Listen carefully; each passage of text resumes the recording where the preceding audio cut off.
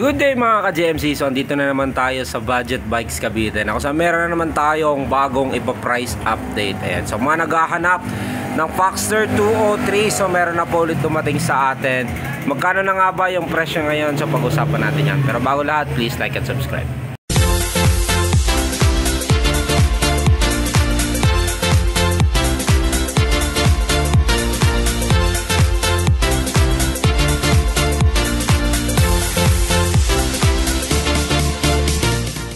Sa mga naghahanap ng mountain bike na 29er na gawa ni Foxster, so meron ulit natin, no?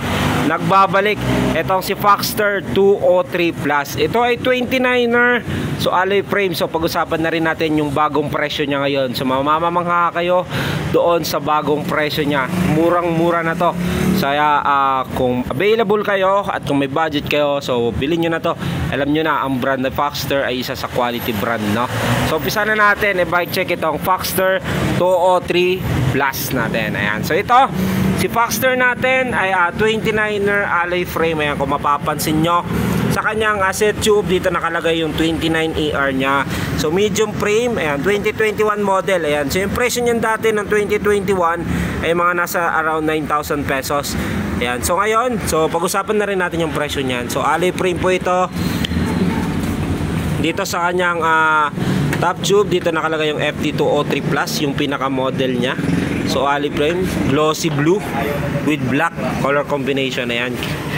Then dito, so nakikita pa rin natin yung bakas ng kahapon niya, yung pinagka-weldingan niya nitong si Foxster 203 natin. Ayan, yung mapansin nyo, ano? So down tube niya, Foxster, dito nakalagay yung brand niya. Then meron niyang lagay ng battle cage. Yan, dito yung alloy niya na material, dito nakasulat. Yan, 6061 alloy material po yan. So quick release yung kanyang seat post, size 27.2.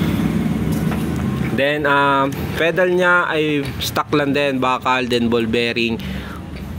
Yung kanya namang saddle ay Foxster. So yung usually naman natin nakikita yan, Foxster ang brand. Syempre dapat match din yan. Ayan, si Foxster. Dito naman tayo sa kanyang FD and RD. So ito yung nagustuhan ko dito. Ayan po yung naka Shimano Tourney na siya. So yung Tourney na to ay legit, no? So ito ay naka 3x 8 speed. Ayan, Shimano Tourney. FD RD niya ay Tourney. Crank niya ay 3x. Ito ay bakal pa. Then top wheel, ito bakal yan sa loob. Tapos ito plastic yan sa labas. So ito ay 3x seal bearing. Yung kanyang bottom bracket square type, no? So FD niya ay clamp type Shimano Tourney. Ito ay 3x.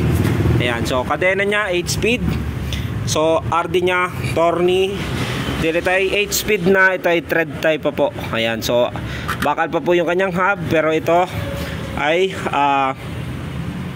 naka disc brake na. Ayan, so design yung hub niya as disc brake. 8 speed. So bilangin na rin natin 1, 2, 3, 4, 5, 6, 7, 8 speed. Ito ay thread type. Then double wall alloy yung kanyang rim, Foxster ang brand, no? Gulong na ginamit sa kanya ay Compass. Ayan, 29er by 2.10. So mga fast rolling, yung kanyang gulong medyo malapad konti, pero fast rolling yan, magandang klase yan. Si Compass natin. Okay, dito naman tayo sa kanyang harapan. Sa kanyang harapan, dito nakalagay yung logo ni Foxster. Ayan, so ito headset niya ay 4444, ball bearing pa yan, no? So stock lang din. Siyempre, mostly naman sa stock ay ball bearing pa. Kanya namang stem ay Foxster. Ito ay alloy na. Handlebar niya ay Foxster din. Then alloy din po yan. 31.8. Ito ay oversize. Then yung kanyang handle grip ay Foxster na rin. Nagandahan nito, yung kanyang shifter ay naka 3x 8 speed, naka Shimano. Yung Shimano nito ay legit. Ito yung combo shifter ni Shimano. Isa yung legit. Nakalagay dito yung made niya. Ayan, so made in Indonesia. Kung nakikita nyo, ayan, legit yan. Ayan, ito ay combo shifter. Ito yung nasa crank nya 3x. Ayan, ito yon.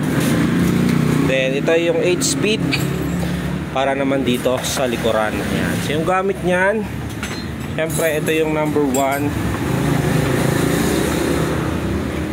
1, 2, 3. Ayan, so 1 yung maliit, 2 ang gitna, 3. Then ito, yung malaki naman dito sa likod, 1, 2, 3, 4, 5, 6, 7, 8. So palit na palit. Yung 1 yung mismong nasa loob. Ayan. So dito Okay, sa fork naman niya, ito ay may lockout preload, no? So coil po yan, preload lockout. So open and close niyan pag gusto mo siyang i-open. Ayan, para bouncing. Pag gusto mo i-lock, ayan, pag lock para hindi siya nagbabounce, so para maging persado ka lalo sa ahon. Foxter na rin po yung kanyang fork, 29er. Ayan, so ito ay coil na, syempre bakal pa po ito. Quick release yung unahang gulong, ganun din yung kanyang likuran. Ayan, may skewer. So 160mm yung kanyang rotor, naka-caliper mechanical. Ayan, so cable acquainted mechanical itong Foxter 203 natin. So sa cabling naman niya, cabling niya FD and RD ay naka-internal. So dumaan yan dito sa ilalim sa kanyang top down tube. Yan yung makikita nyo, FD and RD yan. Prena sa likuran, dito dumaan sa ilalim ng kanyang top tube papunta dito. Ayan, yung mapapansin nyo, quick release na rin yung likod, naka 160mm yung rotor, mechanical. Ayan, yung mechanical, ayan po yung makikita nyo, may cable. Yung hydraulic, yung buo na. So, yung po ay may mineral oil, yung tinatawag natin hydraulic. So, yung humihila nun ay yung oil, no? Ito, mechanical, itong cable lang humihila nyan. Okay, so presyo nya ngayon, no? So, dati po ito, mga lumabas nyo ito, mga nasa 9,000 pesos. Ngayon, presyo nya 8,500 yung original price nya noong last year. Yan, ngayon sale natin siya ng 7,100. Yan, so credit card, Shopee, TikTok.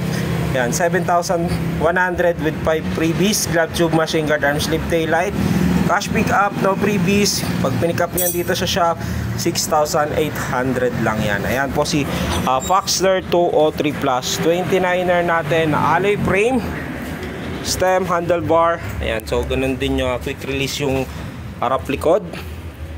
Naka 3x Shimano Tourney TX ang yung kanyang shifter. So yan po yung Foxter 203 29er natin. Posto na yung mga order nyo. Ayan, so to ship na po, ready to pick up na po ngayon. Ayan, ano-ano nga ba yung mga order ngayong araw? So sa mga worry, sa mga kung paano ang proseso, so panoorin nyo yung video after nito. So ship nationwide kahit saan sulok ng Pilipinas. Okay, so meron ako to ship ngayon. Papunta ito ng Eastern Samar. Punta naman itong ito si ano to Gent Aero Road Bike sa Samar. Then ito si Maxstar 1 speed Camarines Norte. Sunod dito, Gent Road Bike din, yung pinakabenta natin yung Gent, no? So pamunta ito ng Zamboanga del Norte.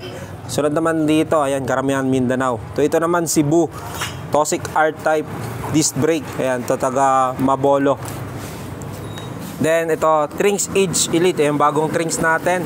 Punta ito ng Zamboanga del Norte, yan, si Ma'am Lovely. So second order niya to kasi nagustuhan niya yung 29er natin na Trinx Edge. 27.5 naman yung in-order na ngayon. Yan, Comax PR20, papunta naman ito ng Cotabato. Then GL 3S na to, Trinx Edge Elite din po ito. Yan, so di malapit lang to, Cavite. So yan yung mga order ngayong araw. So meron pa yung pending. So ship nationwide kahit saan man sulok ng Pilipinas. Sa mga gusto mag-order kahit saan kayo dyan, check out nyo lang. So pwede nyo yung orderin. Makakarating yung order nyo 3 to 5 days. Okay, so panoorin nyo yung next video kung paano yung proseso namin bawat order dyan. Okay, so thank you and God bless.